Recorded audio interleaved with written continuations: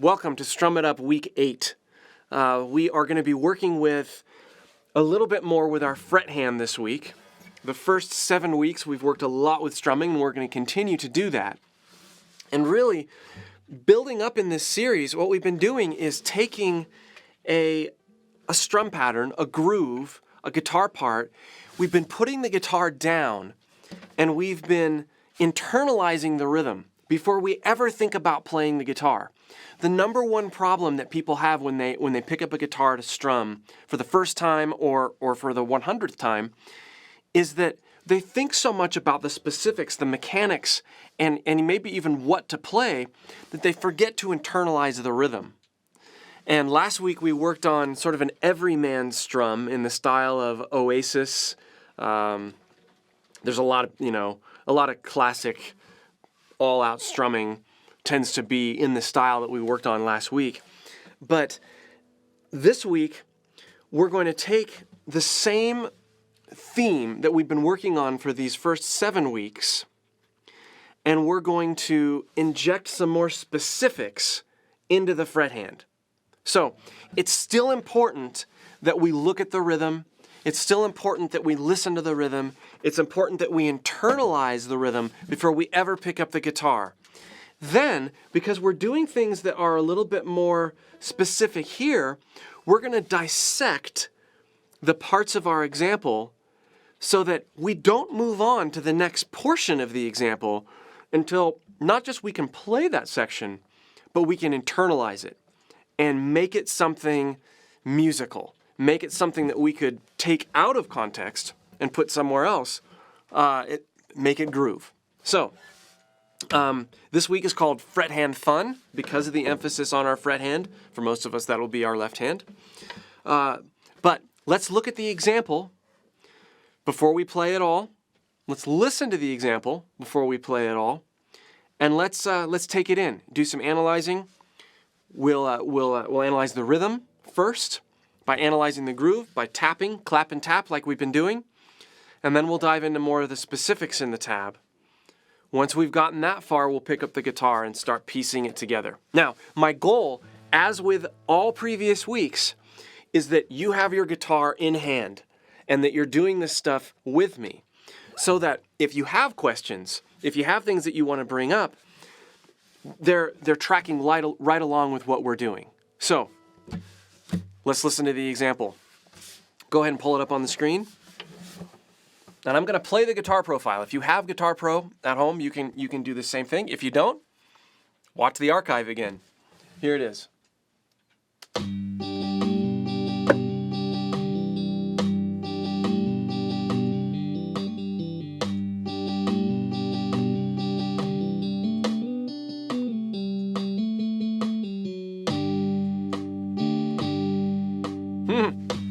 Let's do it again. First line. Already tapping my foot.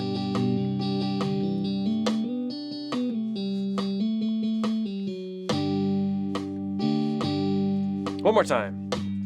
2, 3, 4. Add the counting. 2, 3, 4. 1, 2, 3, 4. 1, 2, 3, 4. 1, 2, 3, 4. Okay, so, Guitar Pro is a great piece of software, but that just sounds terrible. There's no groove to it, right? That's our job. Now, if you were listening on a CD or a phone or whatever, and you had a real version of this, you'd hear the groove. In this case, we haven't heard the groove yet. We need to create the groove. Now, obviously, this is designed to groove. It's designed to be melodic and rhythmic, as we can see from the score. And we can hear what it infers, even though we can't actually hear the groove. Now, there's a lot of things going on here. You can see in that first measure alone, there's target notes, which we worked on in week 3. There's a hammer on, a legato thing going on from the first, or the 0 fret on the A string to the 2nd fret. And then we've got more targeting towards the end. And then you look at the second measure, and we've got this little, not a run, but this little lick that happens in the midst of strumming. Now, this is one of those things I mean, a lot of stuff's going to be like the Oasis thing we worked on last week, and it's going to work fine to just sort of strum through all the strings and you're not worrying about targeting notes. But we really bring a lot of things together here, right?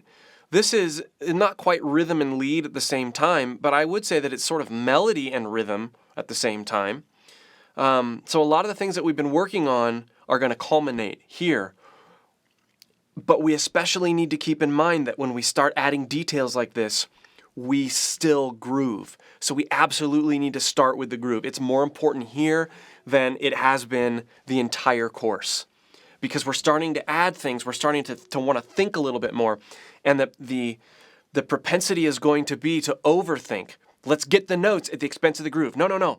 We want to get the groove at the expense of the notes. If the notes are a little sloppy for a while, that's fine. But if you're strumming and grooving while you're doing it, that's okay. So, let's put the guitar down. Not like I was using it much anyway.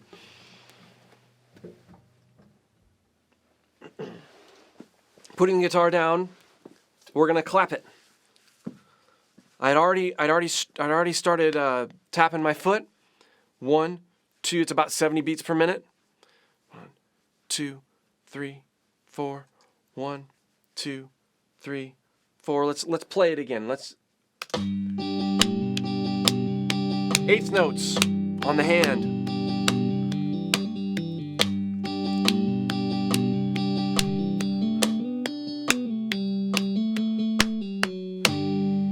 Oh.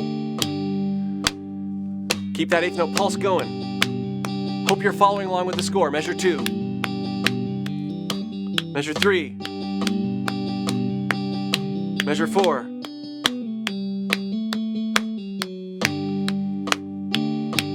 Okay, now, we've done that, as we've done in the previous weeks.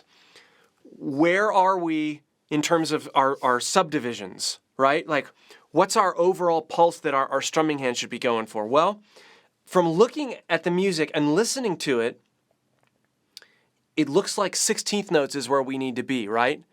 I felt the 8th note, that's the first step. But there's that da-da-da-da-da-da-da-da-da-da feel. 1 E-enda, 2 E-enda, 3 E-enda, and I'm doing that with my voice because when I listen, when I look at the score, when I look at the tab, that's the feeling I get. It's this, low, high, 1 E-enda, 2 E-enda, 3 E-enda. So I'm going to accent it like that. Already get in the groove before the guitar. Let's play it again. I'm going to do 16th notes.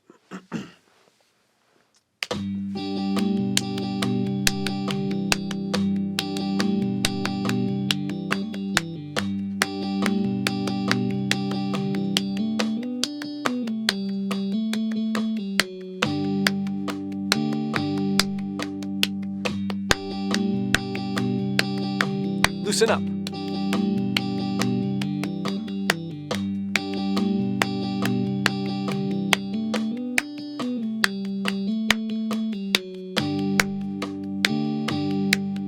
You totally, I'm already getting this feel.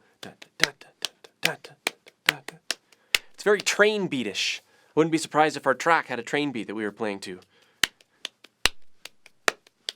It's grooving. I'm lifting on those high parts. I'm putting it into my body. Okay. Now the next step is bringing it to the guitar, right? Again, we don't care about the notes. We care about the groove. Now, grabbing the acoustic. We're going to spend most of the time tonight on the acoustic, but we are going to go to the electric just because it's fun to play on both.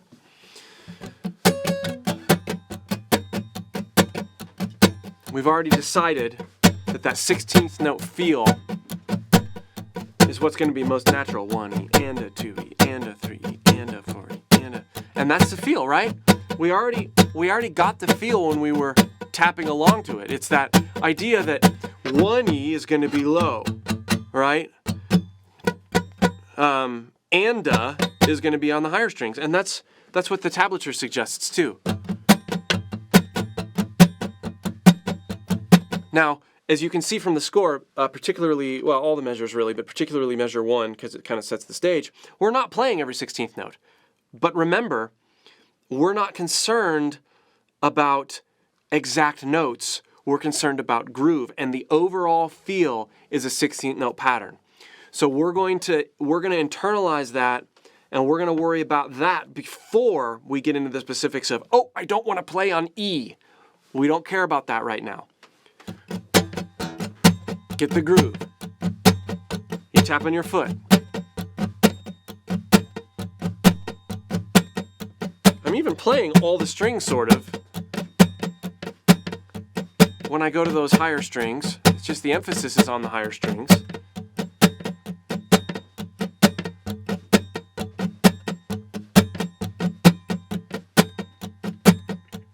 Yeah.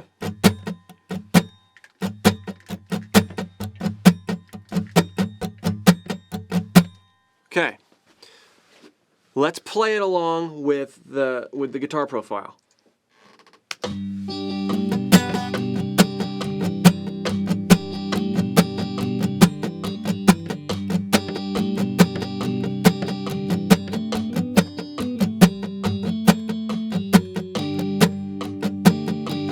Feels really good. And if you've been tracking these 8 weeks, these steps should come naturally to you.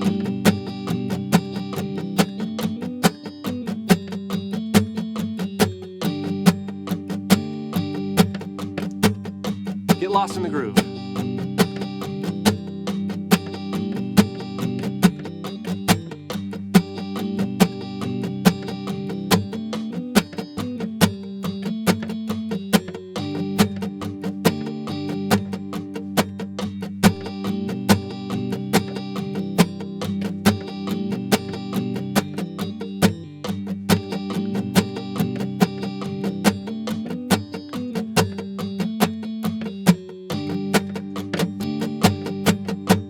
Okay, so I feel like I've been able to play it enough to where I understand the feel. I felt like I understood the feel when I didn't have my guitar in my hand, which was key. But now I feel like I really have gotten that down. Now, I want to retain that feel as we start to add specifics. So, here's what we're going to do. The first thing we're going to do is we're going to worry about chords, the skeleton chords that work over all of this first, and we're going to strum along as if we're just playing chords to this guy who's playing the full thing. So let's establish the basic chord positions so that we can play along with this and we can groove along with it before we try to work out tab by tab sorts of stuff. That's where the groove's going to get lost. And I'm doing it this way, and this is a perfect example. This particular piece, it's a really good example of a piece that this works well with.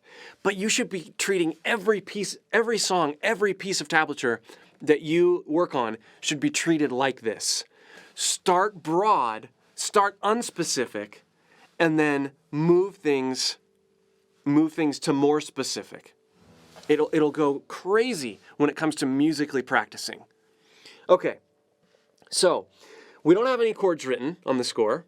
That's no big deal because we can take the overall tab positions without trying to play rhythmically right now and just sort of figure it out. Where are we? Well, we've got 3rd fret. Oh, we've got 3rd fret on our high strings. And we got an open. That's probably a G of some kind. Right? Pretty obvious. We've also got this thing that's happening. Now, I'm not trying to learn the line, I'm just trying to get the chord positions.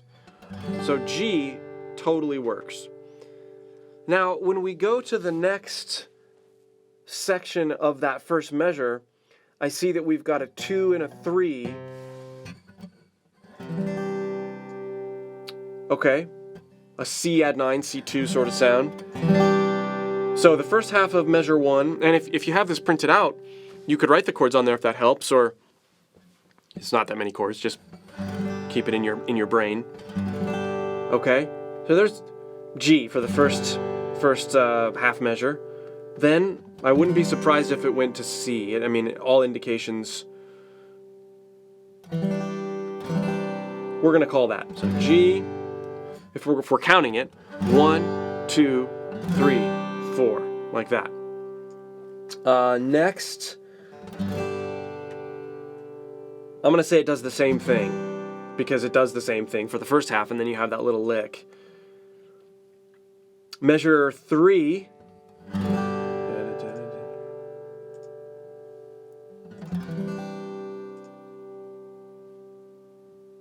I think it does the same thing.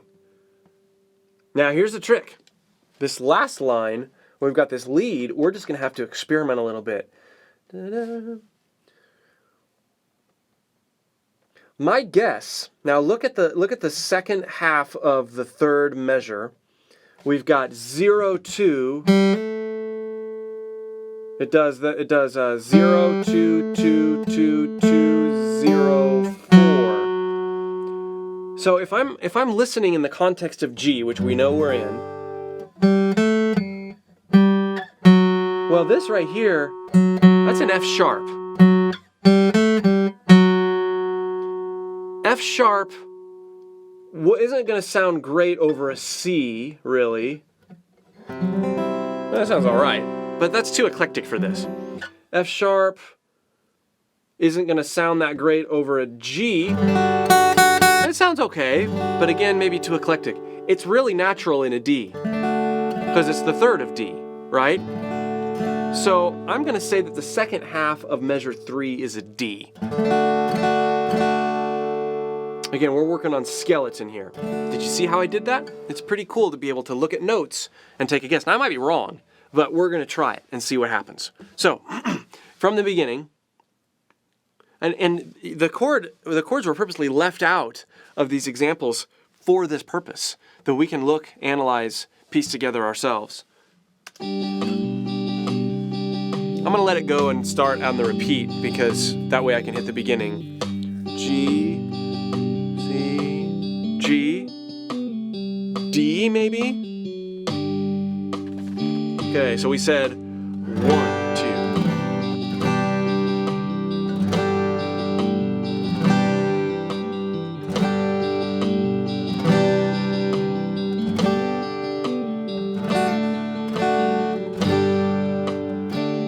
That works. 1, 2.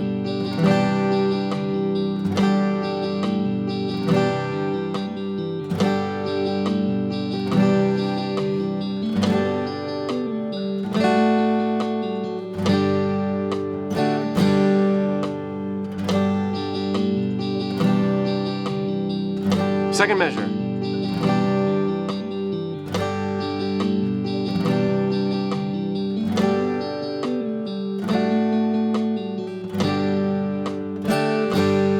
Okay, cool. So we got the chords right. Now, can we play as a backup to this beautiful MIDI guitar player, using the strumming that we came up with earlier?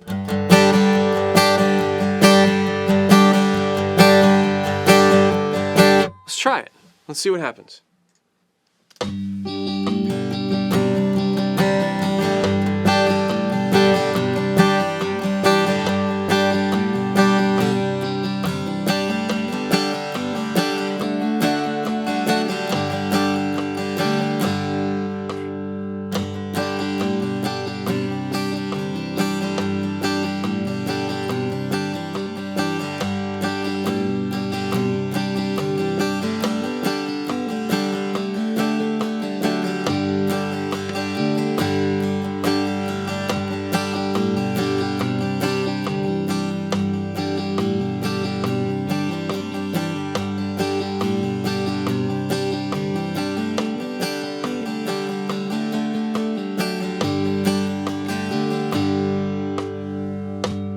That's sounding pretty good. As I'm growing with the piece, as I'm playing it over and over again, I'm realizing that this is each beat. This is the slow 16th notes, right? It's not terribly fast. And what I'm noticing is we're doing. I mean, this sounds pretty good. 1, 2, essentially what it's doing.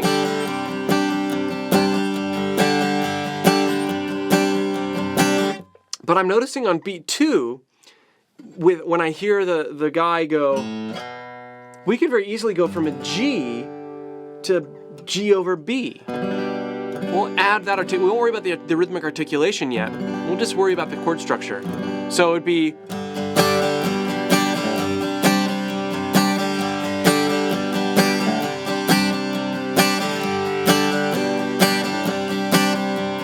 we're moving that bass a little bit along with what's going on in the track. So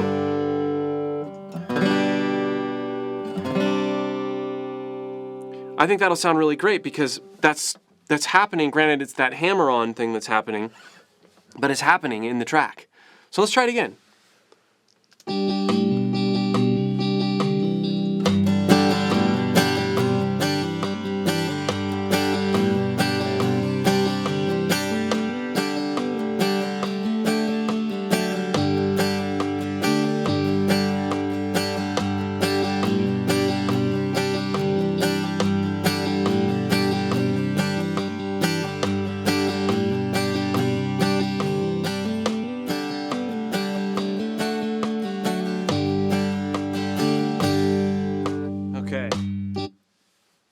Cool, we're building into it. All the while we're grooving in the essence of what it feels like to play in this style. Conversely, and I'll just go back here for a second so you can see the pain and suffering of how to do it the other way.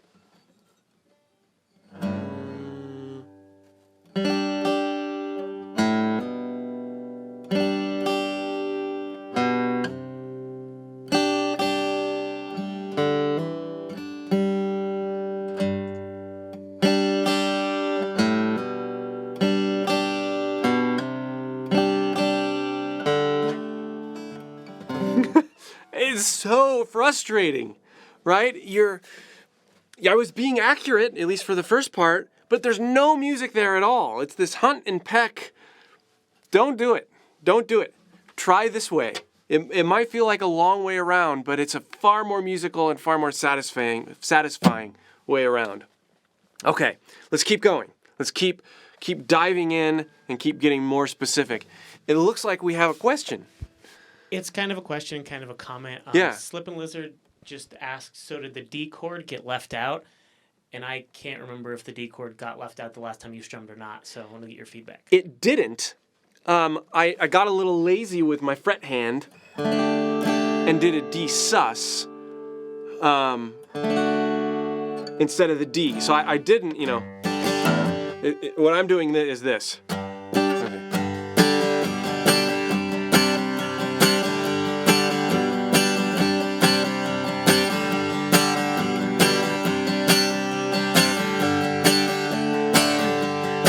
So that's my D sus instead of doing this one E, and I should be doing that. But really, again, in the effort to drive home yet another obvious stake that I've been doing this whole time, it's not that important, right? I still got the D. I just did a D sus. I bet it was harder to hear though because I changed less notes. But let's do that one more time, and I'll look oddly at my guitar so you can see.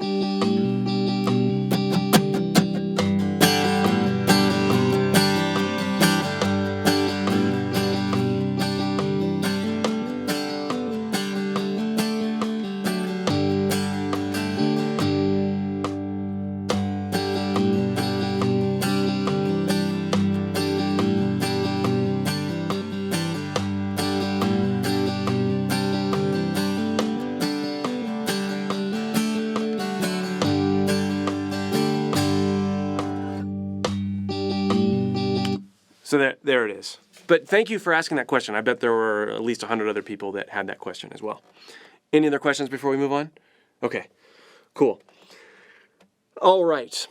So we've defined the chords. We're in the groove. We're playing along with this.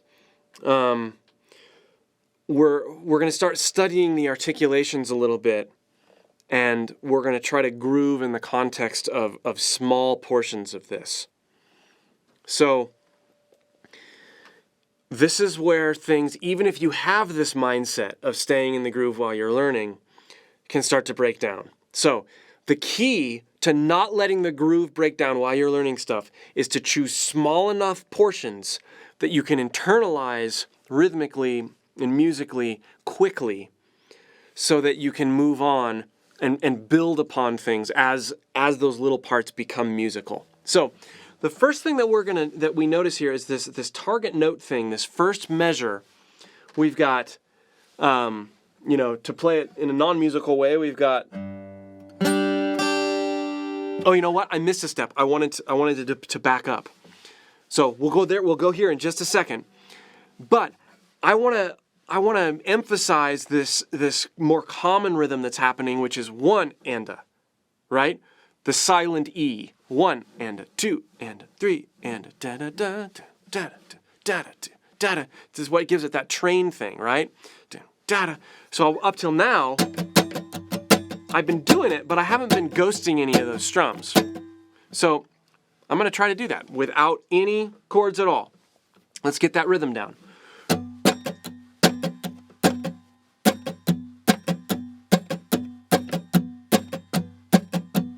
That's it, right? Notice my hand's not moving any differently. I'm not doing this.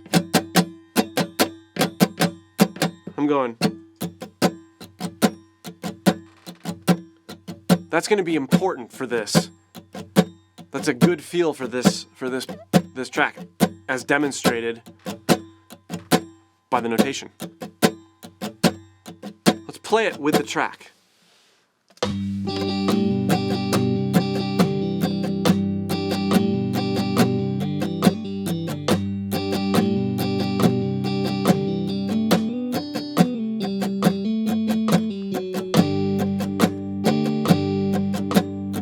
Follow along with the score this time. 2, measure 2.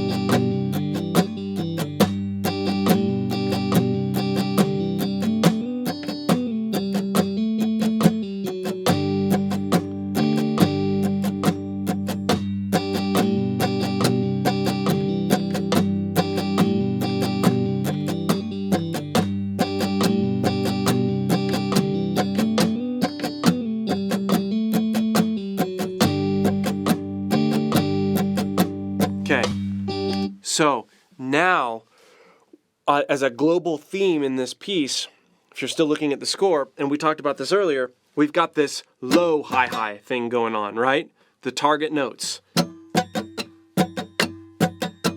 So we're going to practice that without chords also. We don't care about hitting certain strings as individual strings. We care about hitting ranges. So low strings, high strings, not at this point E string or A string. This is the essence of what the score suggests, so we're going to internalize that feel-wise.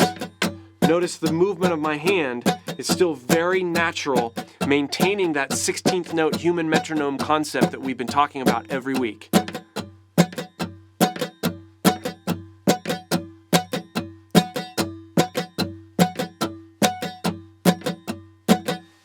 Playing from the beginning.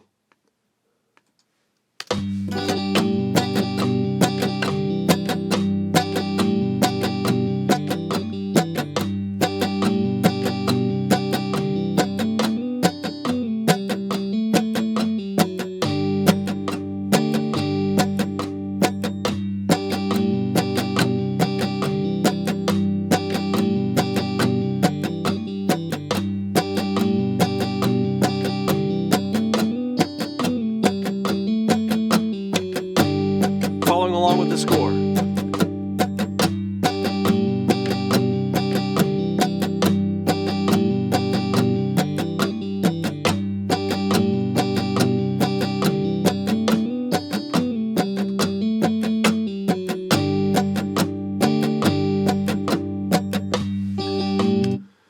Okay, so let's combine that. Now that we've gotten that grooving, let's combine that strumming, which the 16th note thing constantly, it worked fine, This is gonna fit right in the groove though, right in the pocket, because it's more like what's going on here accent-wise. Again, 16th notes are going the whole time. That one, the E in general, is not audible. It's still up. This motion's still there. The pick is not hitting the strings. That's the way you want to do this. That's how you want to approach it. So here we go. We're going to do the chords that we did before. And we're going to focus on targeting the different registers. And we're going to focus on this new 16th note strum that leaves out the E. Try it without the track. I'm just going to play that G and get comfortable with it.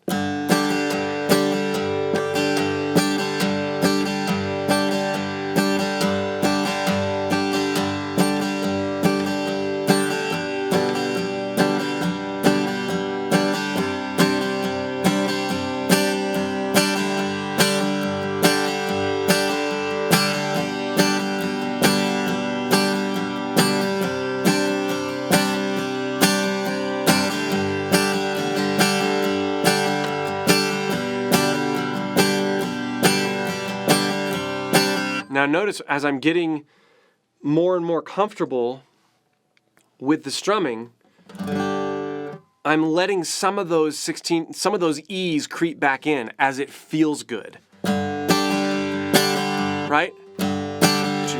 So it's almost like this one.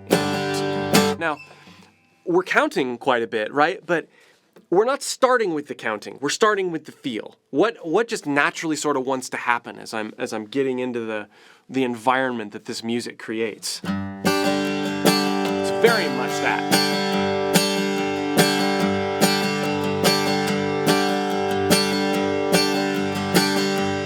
So it's like this. Every other measure, so if you were to have 4 measures total, you would have the first measure beat. If you had 4 beats total, it'd be like beat 1 and beat 3 don't have the E, and then beats 2 and 4 have all 16th notes, but the accenting and the note targeting or register targeting is making it feel much less robotic than, that, which is sort of where we started, right? So let's play along with it.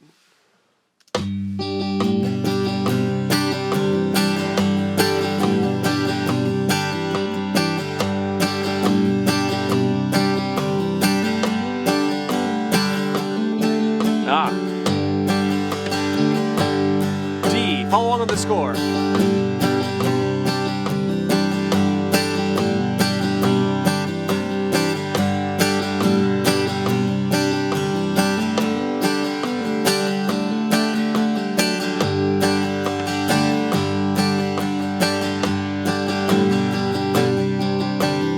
Lost it.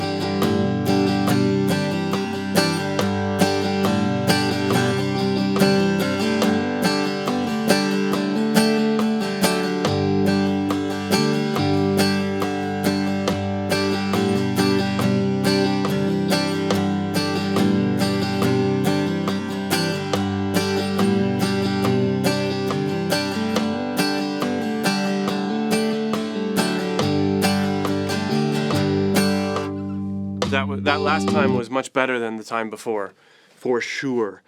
We're getting closer, right? We're playing along with the track. We're creating a nice part that works with the written part, and it's kind of nice to have that other rhythm behind some of those runs.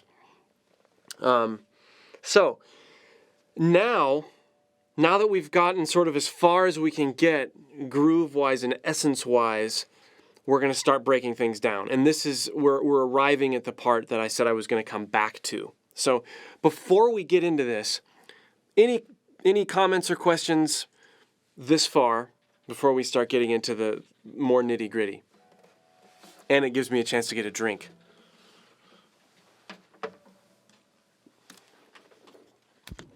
I would like to throw in that if there are not a suitable amount of questions, Chris may burst into tears on camera.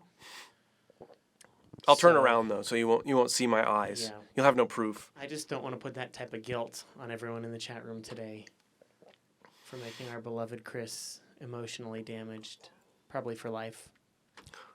It'll all come back to this one date. December, what, 2nd? 1st? No, it's the 2nd. My watch is wrong.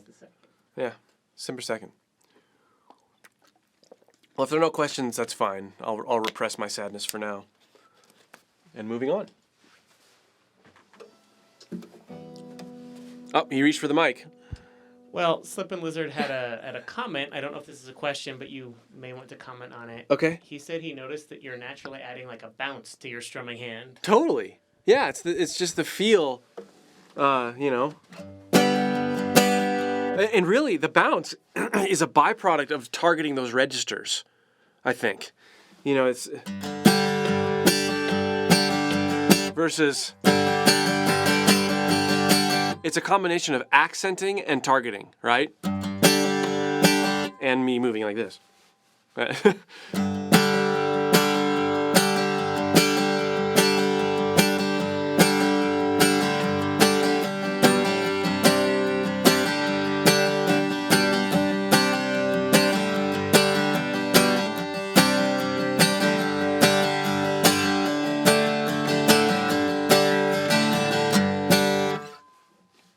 Yeah, very, very good observation.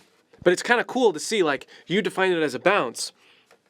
We're breaking it down to all these very specific things that contribute to the groove. No targeting. We do have a question from Juimub. Forgive me for mispronunciation.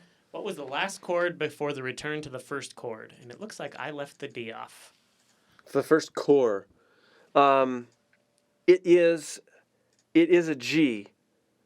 As the score suggests, so it doesn't say G, of course, but we've got 3, then we've got X, last measure, which means it's just deadened. And then you've got 2 zeros followed by, so there it is. That's a G5 chord. And the last measure, it has that G, and then it looks like it goes to a D sus because we've got 0, 2, 3, 3. So that's the way that last measure would work. 2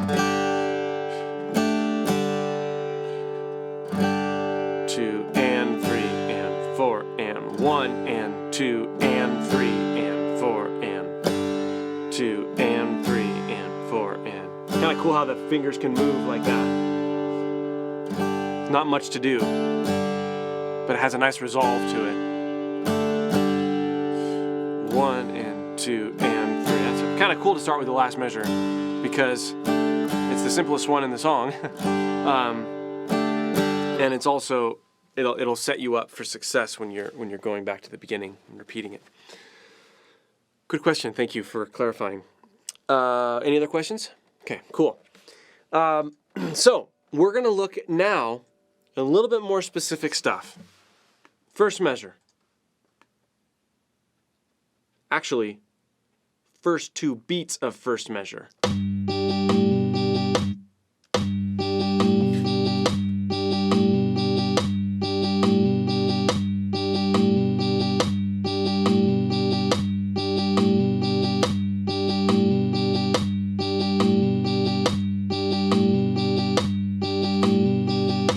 Okay, what can we do to take everything we've done so far and not miss a beat? So we've got note targeting, we've got, which we've already done, or we did register targeting. We've already addressed going to this G over B sort of sound. The only thing we need to do is be conscious that we're hammering on. Now here's where keeping in mind approximation with groove is far better than 100% accuracy with no groove. And you're going to see it firsthand right here. We got this.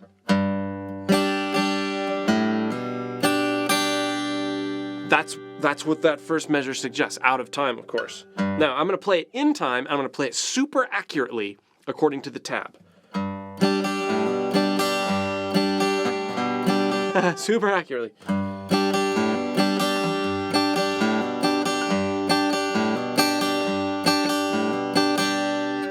Yuck. I was even in time. Or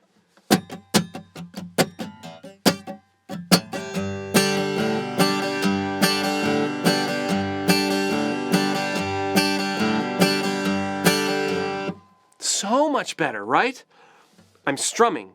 I'm conscious of what's going on with this hand, and I am practicing making these hands work together in a musical, this hand's talking to the other hand sort of way. But I've got all that groove going. It's less accurate. Am I doing exactly what's written? Absolutely not. Does it matter? No, because I'm not doing anything that doesn't fit with what's actually written.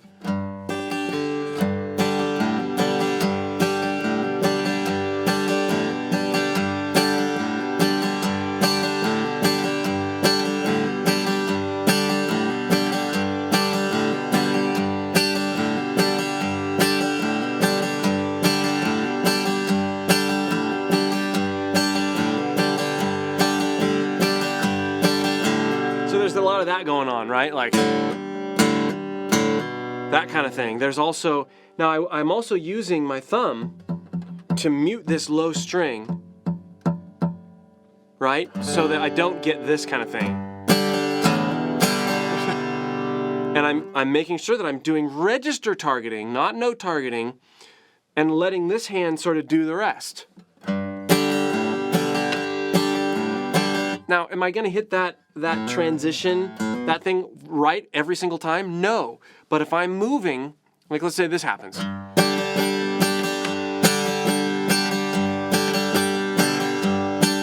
That happens a couple times.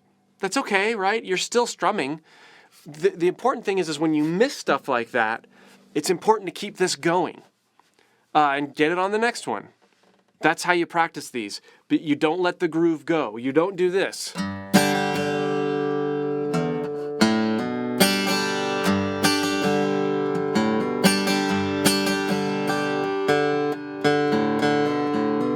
Don't do that. Let it go.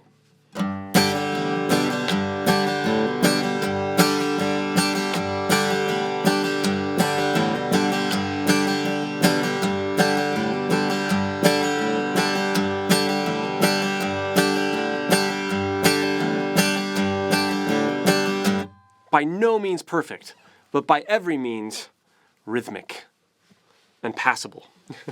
Okay. So we've got that down. First 2 beats of the first measure. Let's move on to the second half of that measure.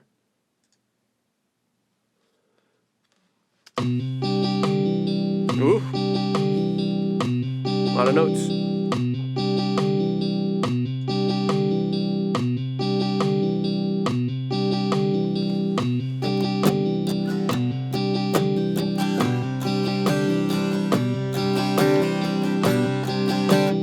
So we haven't really worked on that yet, but let's get it in our hands. We've got that hammer on from 2 to 3.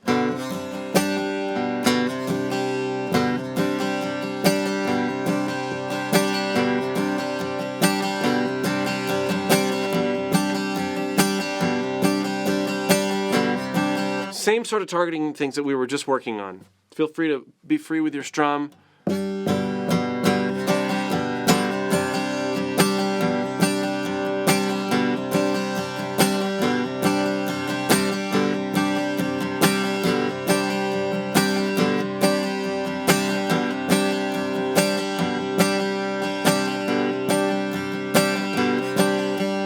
Now, this is hard stuff, right? We've got this D string thing. So that whole measure.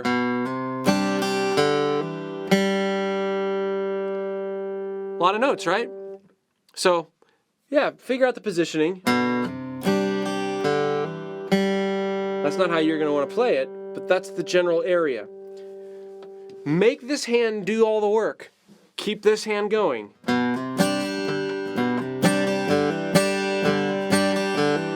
Not going to sound perfect, but it's going to still make sure it still sounds rhythmic. I can't say that enough.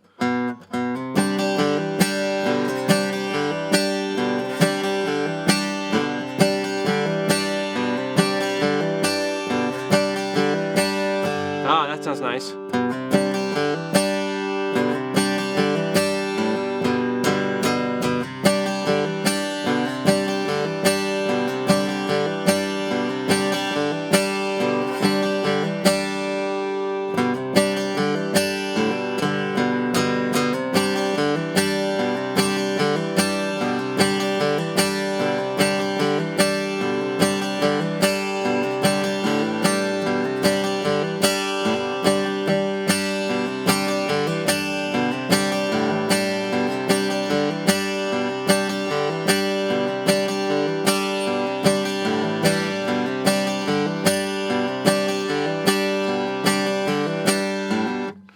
with a mess, but I'm not stopping my strumming hand. Okay, let's take that first measure. We got that first part.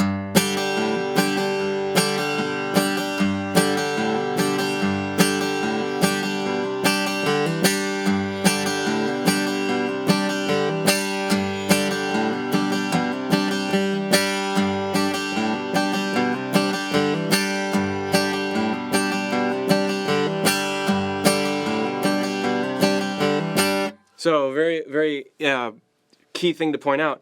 Notice the last note of the measure. We've got that open G. I'm playing all sorts of stuff, you know.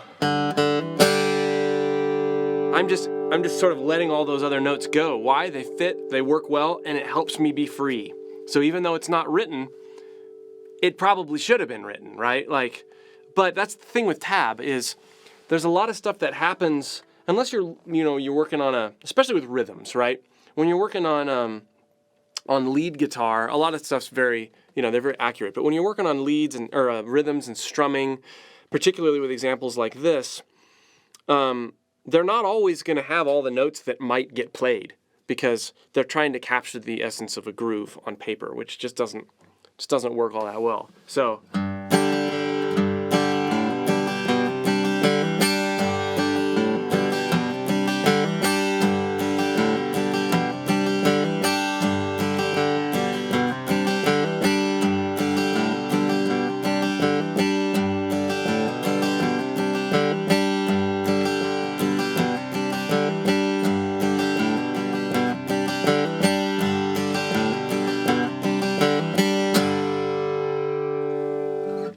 Okay, I hope you have your guitar with me. Even if you're not picking up the transitions as quickly, I hope you're feeling what it's like to do what I'm doing. Strumming as you learn, keeping the rhythm and groove going as you learn these little pieces. Now, if you look at the second measure, the first half of the second measure is exactly the same as the first half of the first measure, right? We have this this line that happens. So let's look at that.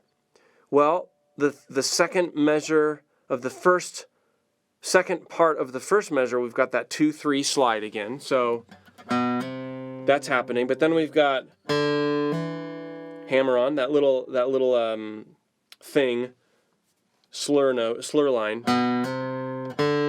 That's what's going on. 2, 3, 0, 2. And then we've got this hammer on pull off thing.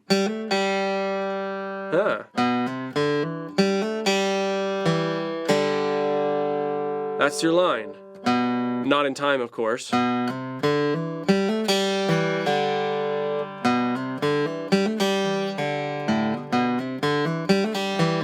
Whew.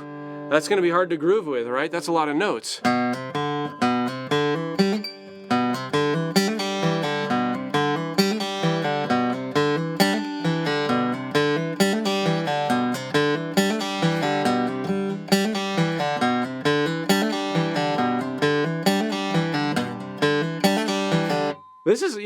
This is what I do when I practice, by the way. Tap my foot, play something over and over and over and over and over and over and over again until it's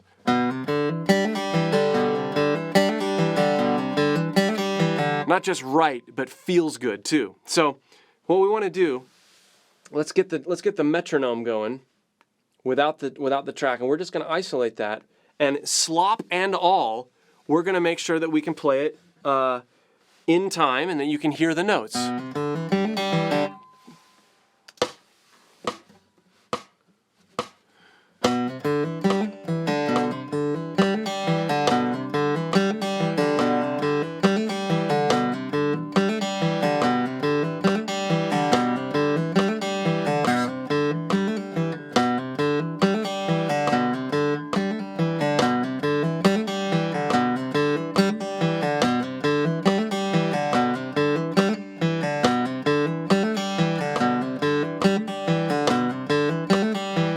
Okay, now I've got the notes, and I'm playing it in time, but it doesn't sound like I could ever work that in, right?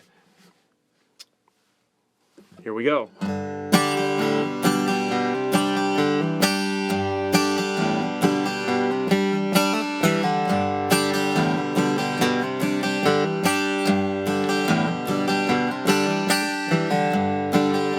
Now notice what I'm doing, and I'm intentionally doing more of this than I would normally do maybe, but I'm strumming that. I'm letting my hand do the work, and I'm trusting that as I repeat this over and over again within the context of the groove, that my right hand is just going to sort of become more accurate. It's going to become more balanced in that I'll be targeting the right notes, yet I'll still be, what I don't want is this.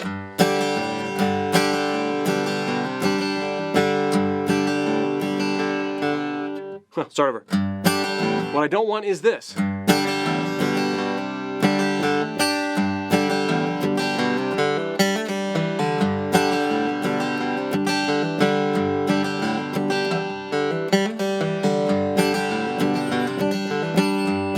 Right? Don't want that. You don't want to be really comfortable with the groove everywhere else but that line. So, slow it down, get in the groove.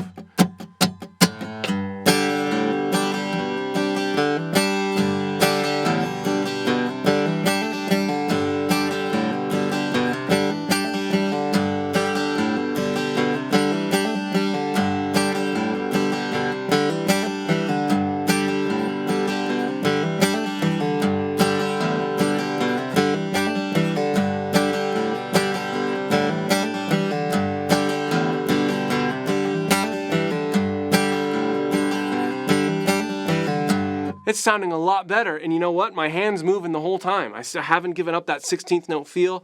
I'm targeting the notes, but I'm not playing only those notes because I'm not breaking character out of that strum, and you can hear it.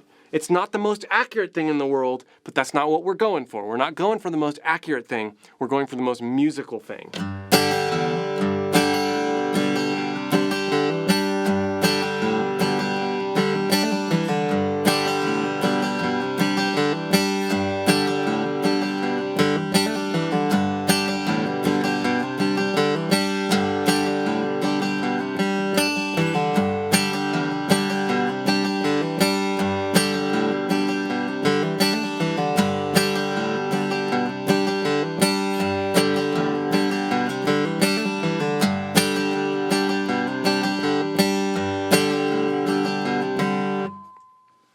Let's real quick go over to the electric guitar.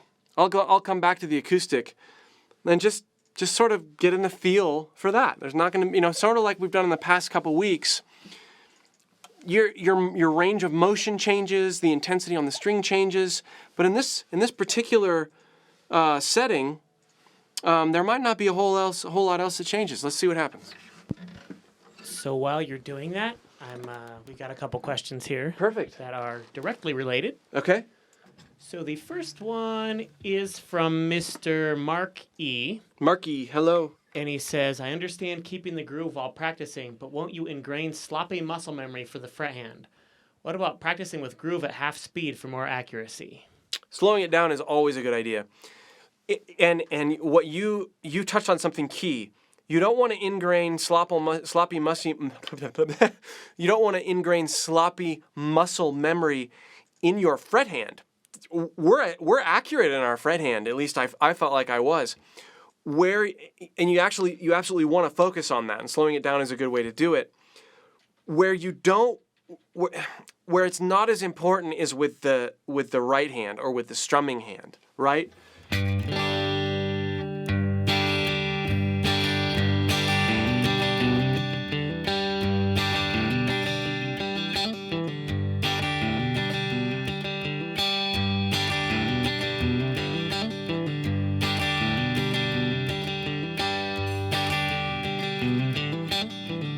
So I guess what I'm saying is, accuracy-wise on the fret hand, you definitely want to pay attention to that. And the way you hone in on that is by doing it like I was earlier. I mean, you're doing that over and over again, right?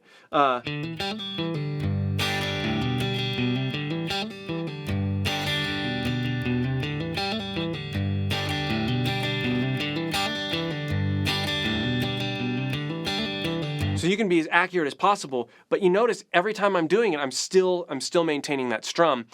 at the expense of hitting extra notes over here that aren't in the score and that I'm not necessarily meaning to, but I'm maintaining that groove. And that, believe it or not, is actually going to help your fret hand accuracy. You know, a lot of people talk about hand sync, you know, when you're doing that kind of stuff. This mindset of be accurate here, but be synced and be rhythmic here at the same time, you will be more accurate all around if you don't let the rhythm stop. Ever. That's the way you want to look at that. So I hope that makes sense. You don't want to do it at the expense of this. You want this hand to support it. And the way you do that is by not breaking character, not breaking rhythm. All right. We've got another question from Canyon Hiker. So because those are all hammer-ons and pull-offs, you'd play them with downstrokes? ? Yeah, that's a very good observation. You've got so our pulse is our 16th note pulse, which means our 8th note pulse is just the downstrokes, right? 1 and 2 and 3 and, right? Like if I'm doing this, if I'm counting 8th notes, you'll notice that all the 8th notes that I count are downstrokes. 1 and 2 and 3 and 4 and 1 and 2.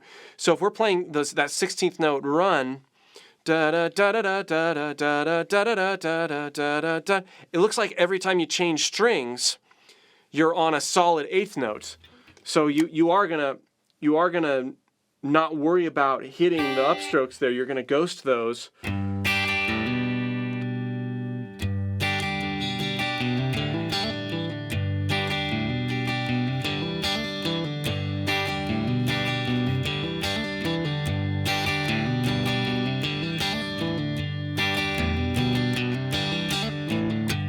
But I just like to point out again that my hand never stops. That motion, that 16th note motion never stops, even though, absolutely, you are hitting those on downstrokes.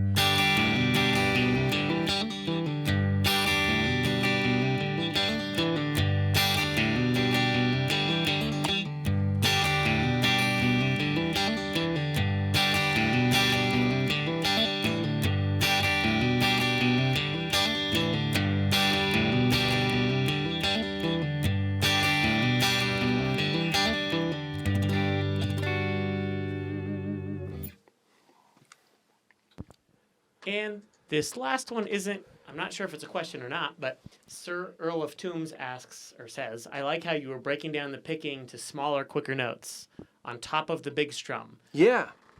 Yeah, it's kind of a cool exercise for that because the intricacies lie within the groove. And I think that's the reason that something like this is so cool to bring up in week 8. Because it forces you to apply what we've been doing or burn. Okay. Now, what I was going to say about the electric guitar is that it's really not in this context that different, except I feel like you need to be more accurate because you don't have that percussive. Actually sounds pretty good.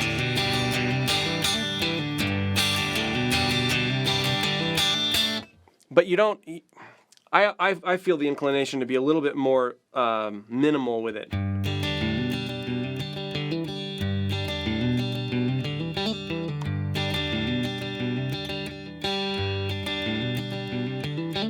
As opposed to.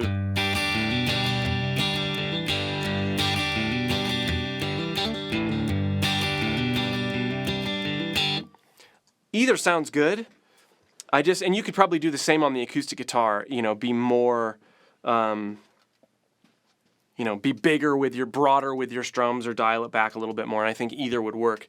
But taking it to the electric guitar has sort of helped me realize that's a possibility. This is a nice sound.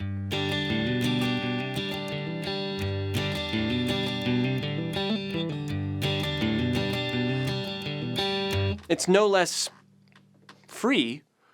It might be a little more accurate, but it's not trying to necessarily be more accurate or less accurate. It's more broad strumming, broad energy versus focused energy. That's a better way to think about it. Let's go back to the acoustic, and I'll do that sort of same thing, and you'll see it doesn't translate quite as drastically on the acoustic as it does on the electric, but it's still valid to think about.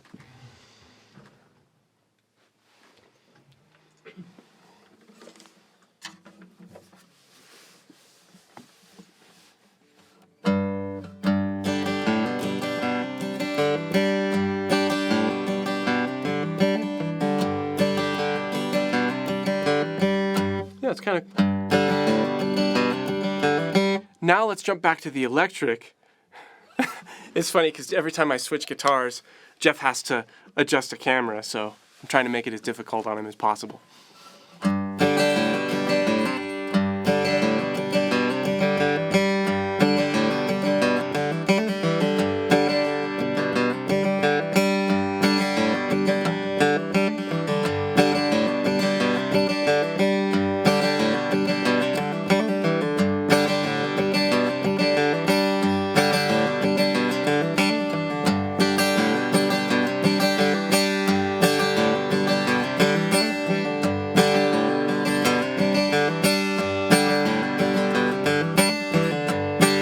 So you can see that both approaches work on both instruments, but it was kind of cool how going to the electric guitar and the feel of that brought that more focused way of playing it in.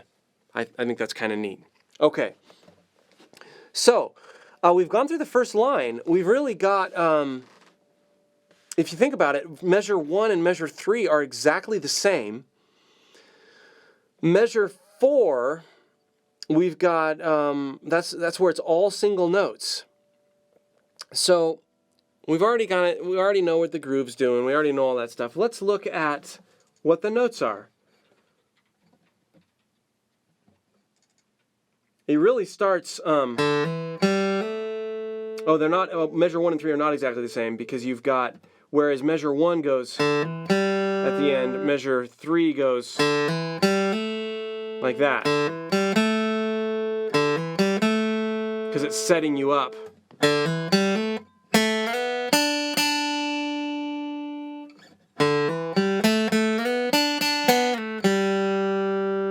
Again.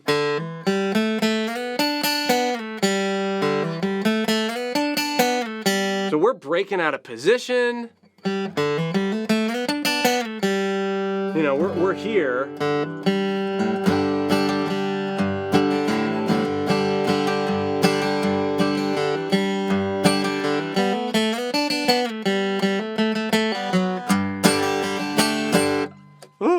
So you are breaking away. Now this is an example where you're not really going to strum through that, right? You can get away with strumming through the rest of it, but you are going to be rhythmic through it. Watch.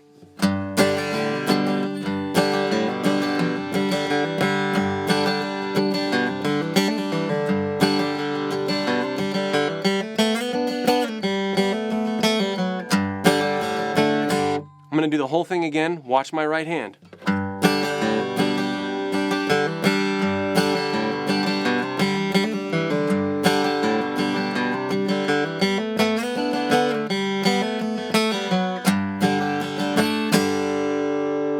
Notice how it just keeps going. Keeps going. So you come across a lick that takes you away, seemingly takes you away from the rhythmic pattern. And I've been saying this over and over again. Just don't let it.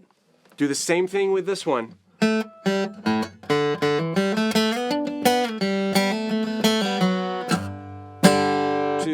3, 4.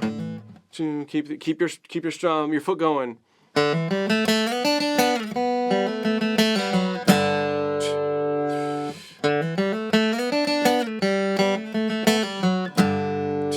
If that's too fast, slow it down.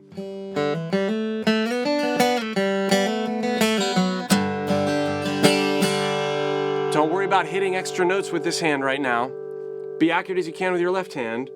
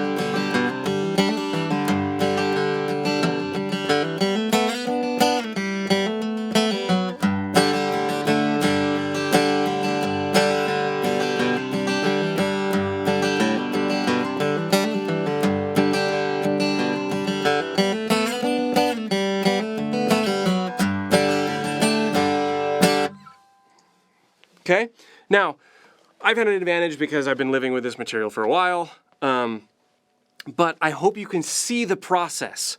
The process of you're practicing a lick, and I purposely, even though I'm familiar with this stuff, I purposely didn't really, perfect it going into this because I want you to see the process that a guitar player, takes to make something work. And it doesn't matter if it's this line or if it's a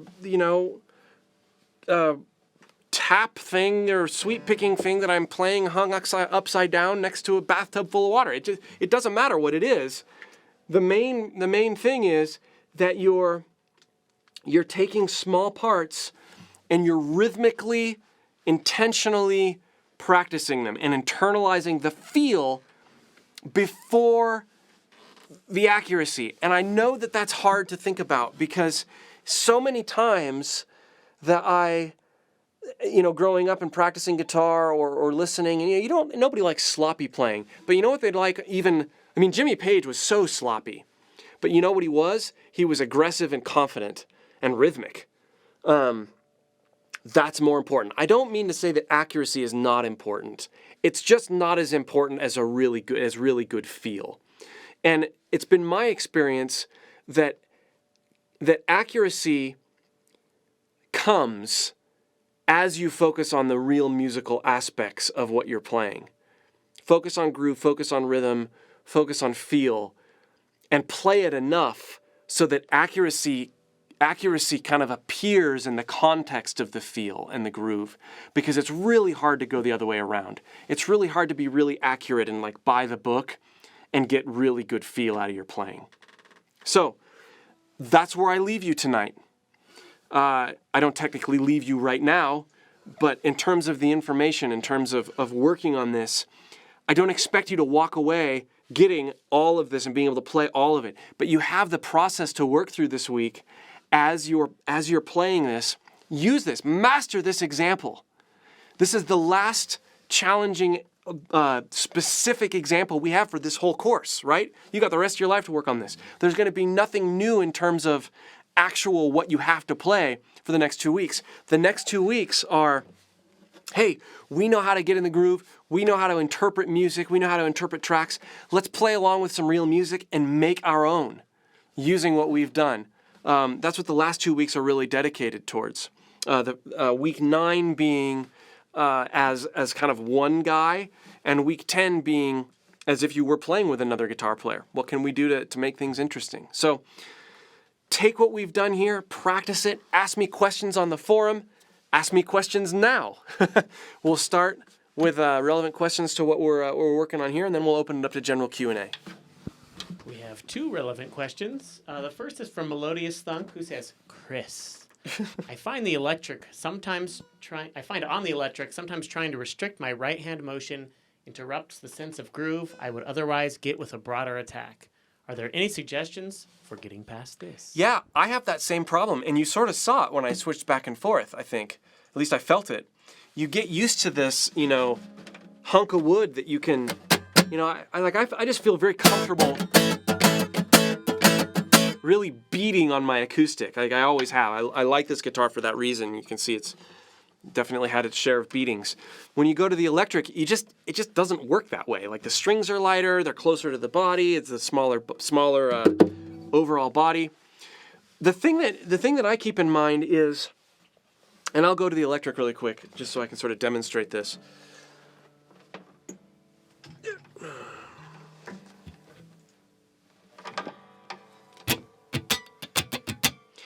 I sort of start with the same, when I'm getting used to an electric after playing an acoustic gig or something, sort of the first thing I'll do is this. Like I'll just groove on something without chords. Get used to how the attack feels again. Don't think so much about like, I'm going to have to restrict my motion because I'm going to the electric. Think more about like, okay, I've got this new thing in my hand. How am I going to make it invisible? Like, how am I going to make it make music? And really, I'm restricting motion here.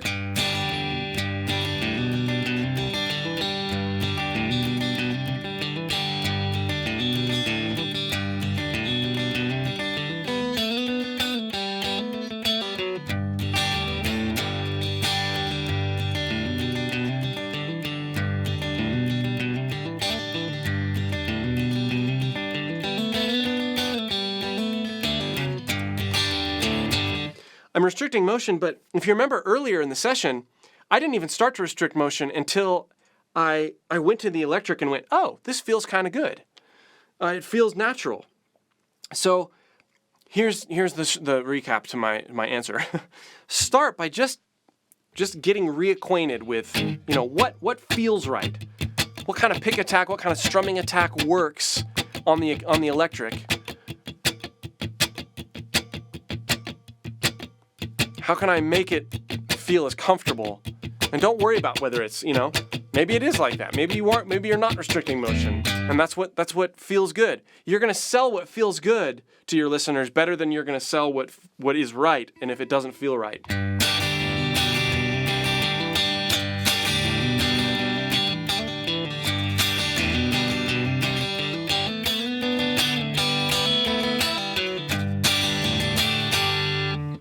That was pretty unrestricted, but it still worked. All right. This is actually just a continuation of the same question.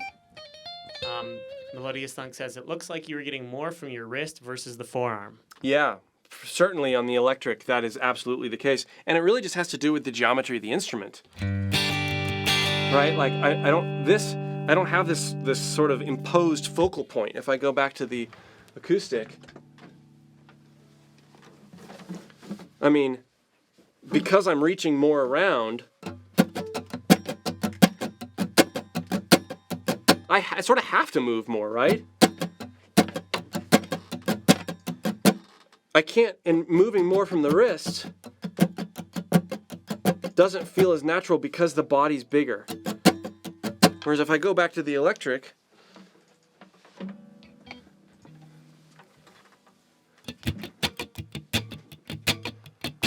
for me to move with that much arm,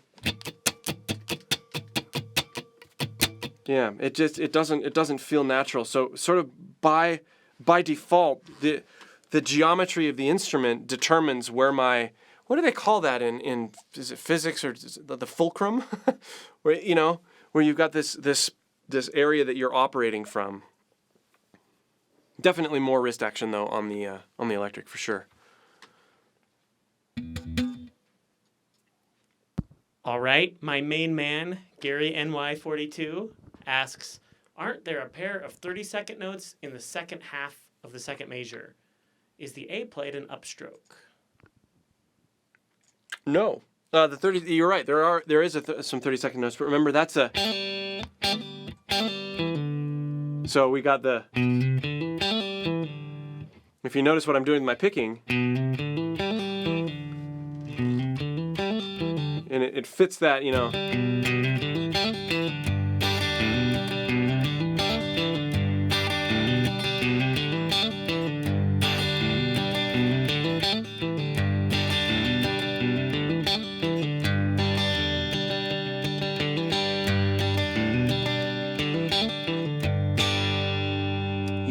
You're not having to worry about an upstroke because this 30-second note happens so quickly.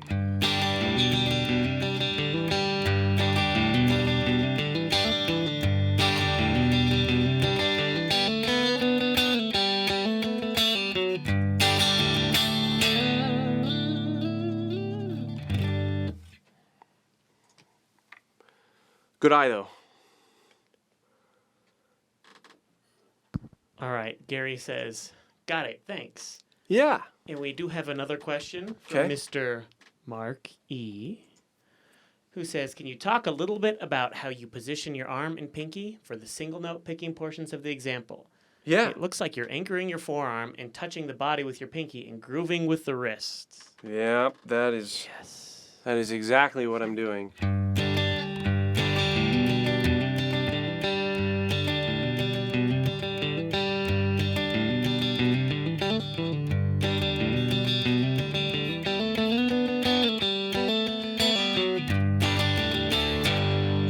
So many of you know, if you've been following any of my lessons for the past 7 years, that I prefer the open hand feel for this very reason. I can, the opening allows me to, if you're doing this, and some people have luck for it, have good luck with it. So I'm not downing any other technique, but this works for me. If I'm open with my hand, it gives me the opportunity to close my range of motion by using, I'm not really rigid anchoring, but I feel the guitar a little bit as a way to create a zeroed in approach while I'm picking. So I'm sort of sensing where the instrument is, and by that I know where the strings are, and it's more of a sensory thing and less of a crutch, I guess you could say. Less of like, oh, I have to be anchoring to go so fast.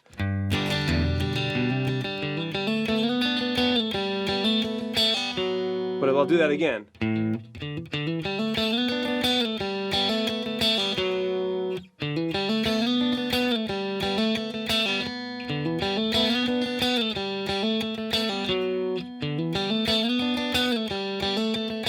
Now that's going to look, I'm zeroing in on it, so it's going to look a little bit different when I'm in the context of strumming.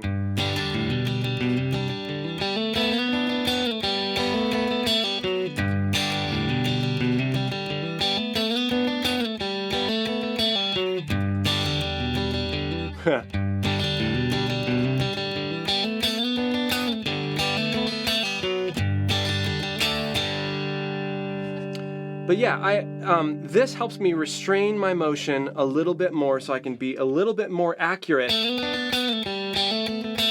without doing this. That's too much, right? I've totally lost the motion that I'm trying to continue on through that whole thing.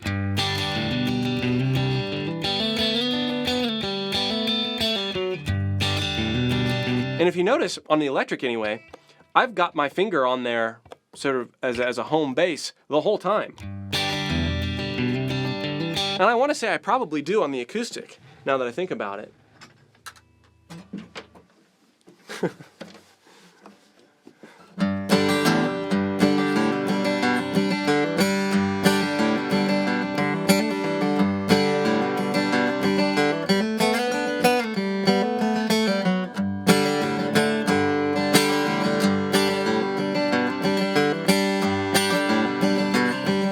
Yeah, I do. Even if I get pretty good, pretty wide with the motion.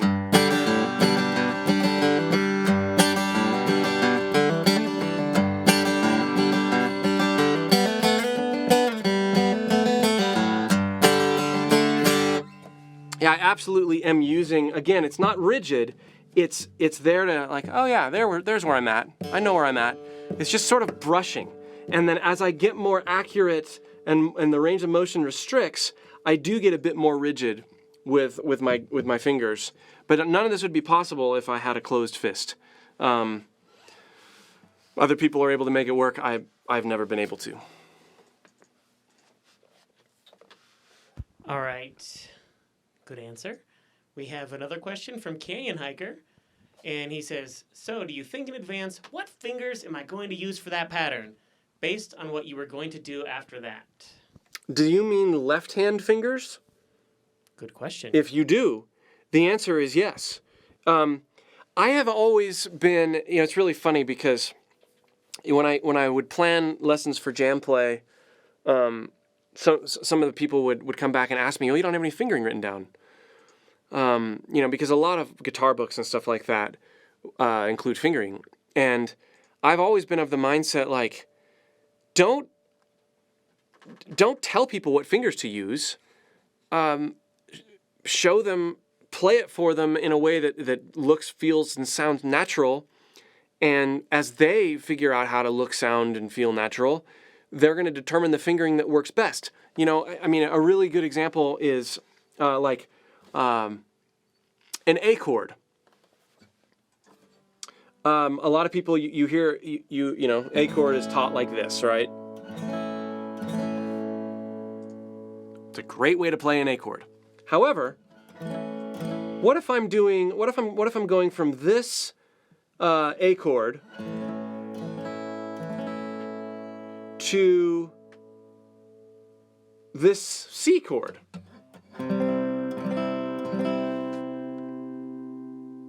Well, that's not the most natural. It works. Why wouldn't I just do this? Or this?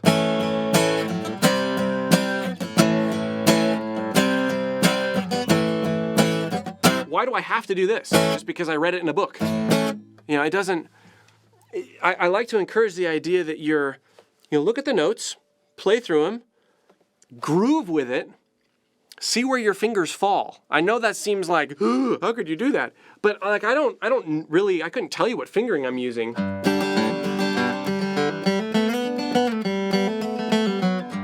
On a note-for-note basis there, it just so happened that as I learned the line and played it 400,000 times, and you saw me doing some of that, I switched my fingering up. I bet if you go look at the archive, you'll see that I switched my fingering up a little bit. It could work in other ways. I could use my third finger, I could use my second finger. It doesn't matter. Am I able to keep that rhythm going? Whatever fingering helps you do that. Same with chord fingering, a lot of people, I'm trying to think of, so like playing a G chord. Well, if I'm going from G to a normal C, I would like to use that fingering, because look at the smooth transition there. I mean, that's versus that's a lot more movement. Better yet, I'll be extra lazy and just keep my pinky there.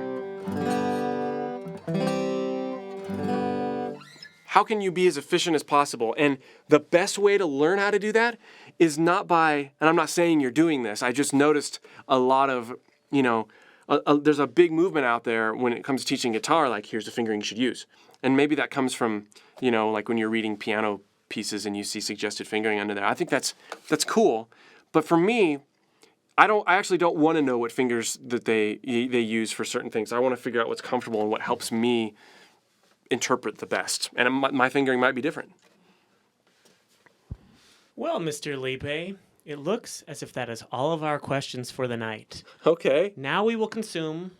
Now we will resume our previously scheduled yoga class. Downward facing dog. Go. We'll have to get our customer support person in here. She does some good yoga, so I hear.